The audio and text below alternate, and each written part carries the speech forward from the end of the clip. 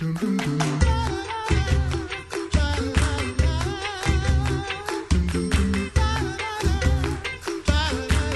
welcome back to the Coffee Hour. I'm Andy Bates. I'm Sarah Gulseth. It is Thursday, February 7th, and we have something new to share. Shiny new things. Shiny.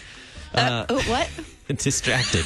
No, something that I am really excited to get to share when we have a new program. It's not just a program. It's a great resource, and it's also engaging. I had a chance to listen. A lot.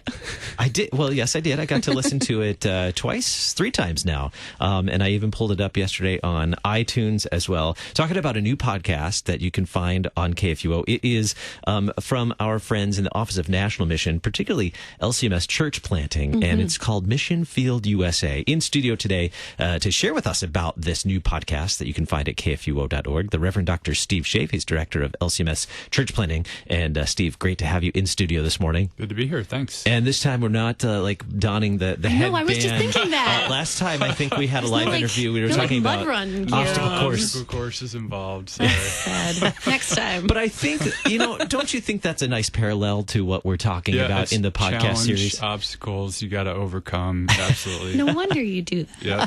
That's what it's all about.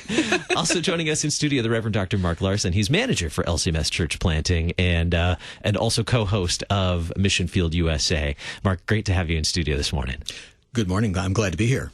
Well, this is kind of fun. You get to do live this morning, which is different than the podcast. We get to podcast. You get to sit down and no editing today. It's live. And we'll take calls online. No. No. Although I can check tweets if people really want to ask us stuff. Well, let's talk about, Mark, let's talk about your background in church planting. And same for you, Steve, as well. But Mark, tell us a little bit about your experience with church planting. Well, I gained a love for church planting when I was even in college. My college pastor had just a passion for that and said it's the most important way to reach people for Christ. And I learned a love for evangelism in college through dialogue evangelism.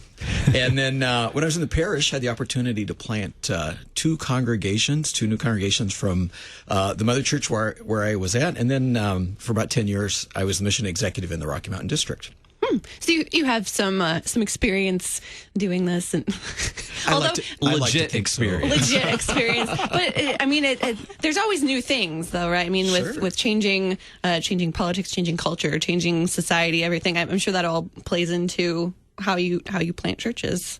Absolutely. And I think some of those changes are the culture is different. It's a little bit more difficult, I think, to reach people than it used to be.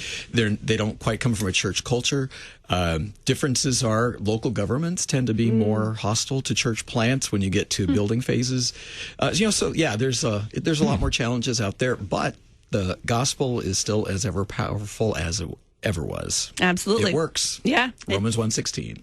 There you go. And it is amazing, even when you go back to the original resources that we kind of started working with. When I went out as a church planter, it was a big 3-ring binder from the 80s. Nice. And you think about, nobody knew what the internet was. Nobody knew what social media was, the way that we communicate with people. So much has changed. And when we put the resources together, it was, pretty obvious that it was time to refresh how we look at how do we reach the world around us today. So, absolutely. Yeah, you talk about going out as a church planter. What is your background in church planting? Yeah, so I was in my previous life a tech entrepreneur, I guess you could say. And so the seminary at Fort Wayne, when I was going there, found out about my background, said, "Have you ever thought about starting a new church?" And I said, "Sure, that sounds pretty interesting." And they had a mission formation program, and that's exactly what it was for. It was for forming new church planters, working with the headquarters here to go with the district's blessing to start a new church. And so I went to the middle of Georgia, no Lutheran presence whatsoever. It was a completely blank slate, and was able to have a wonderful, wonderful experience with a really great group of people, and it's still thriving today. And then got to take that kind of to district level, working with the Ohio district as one of the vice presidents to bring together witness, mercy, and life together as kind of a framework for how we can do new starts. So planting a church in Georgia, I want to dig into this just a little bit more. Planting a Lutheran church in Georgia, you said there really wasn't a Lutheran presence in the community where you were planting. Right. So tell me about the beginning of that journey. Where did you begin? Yeah, so it's kind of fast. I literally have people walk up to me and say, "Are you guys like the Mormons? Are you a cult?" They didn't know about the Reformation. They didn't know about Martin Luther. They thought he was a civil rights leader, and all these things that really were new to them. So what was kind of fascinating was for us to reach to this community. A great deal of it was mercy work, and my wife was a deaconess. I had kind of a compassion for those in need. And so we didn't just do the typical, hey, we're going to go to the suburbs and we're going to invite people to our cute little VBS at this school, which we did, and it was great. And I'd meet people in my everyday life, just going to the kids' school and introducing myself because there's a guy in a collar. So the immediate assumption I'm a Catholic priest, be able to tell people about Lutheranism, but then to really get into the neighborhoods and even those places on the wrong side of the tracks really set the bar for who we were in terms of our theology of mercy and the cross, and really went from maybe a couple years of nobody knowing what a Lutheran church was to pretty much everybody in that community Christ Lutheran Church. That's the church that's out there in these neighborhoods that nobody else is going to. That's, goes to the nursing homes every single week. They're in the women's battered shelter helping to get that thing built. Their Reverend is starting this group of churches to get a community center off the ground. That, it really set the tone. A real strong Lutheran confession of faith, getting a chance to go and meet at the Rotary clubs and everything else because they're asking about this work we're doing, but also being able to tell them, here's what Lutheranism is. And so it's kind of that merger of real strong confession of faith with real out there in the community doing the Lord's work. So the new podcast just launched yesterday. Yes. Which is kind of exciting. Just launched yesterday. You can find it at kfuo.org. You can find it on iTunes, TuneIn, basically wherever you get your podcasts. Look for Mission Field USA. So why should I listen to Mission Field USA? Mark?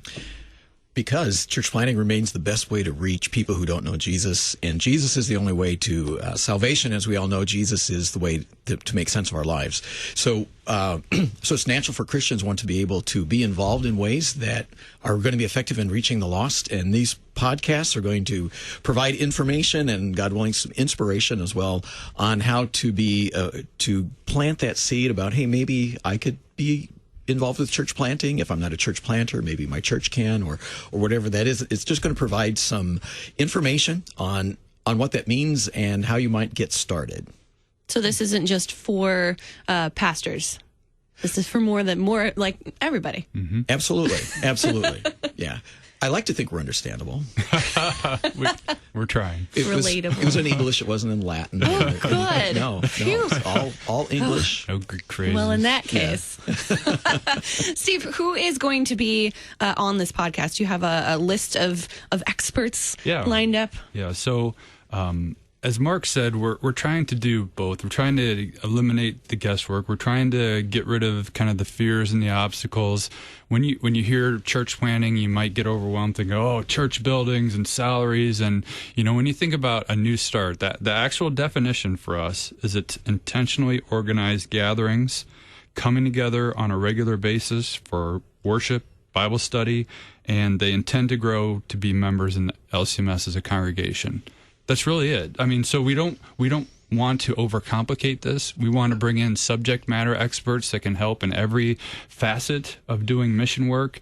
We hope that it will not only be the what, to get rid of this guesswork, but also it will be the why. And so, as Mark said, we really hope this is going to mobilize us as a church body to see the urgency of why we need to be doing missions in America. What we're going to show the opportunities. We're going to try to give people the inspiration and encouragement to do this. So we're bringing in a really great group of, theologians and practical, folks that are doing this in the world right now, and really hope to inspire and mobilize us as a church body that there are just so many lost people in America right now. 45% of America is not in the church. We're getting to the 100 million people mark. there's just so much that we need to do in terms of reaching out again, and to have that inspiration and sense of urgency and really rally people to mobilize. It's what this is all about. So it's not just theory. This isn't just all textbook. This is what you should do. But you're talking with and you're learning from and gaining from people who have practical experience doing it. Not just. I mean, you certainly both have practical experience, but others who have practical experience with planting churches as well and bringing them on. The first episode I loved. Because you dig into what is the church. The basics. Yeah, I think that's great. Start with the definition. Start with a very practical, clear. I mean, it's clear from the scriptures, the confessions, and also looking at it from a practical perspective as well. So, and I got a sneak peek of your production schedule and the guests you have lined up. It is, I think, going to be very, very useful and practical.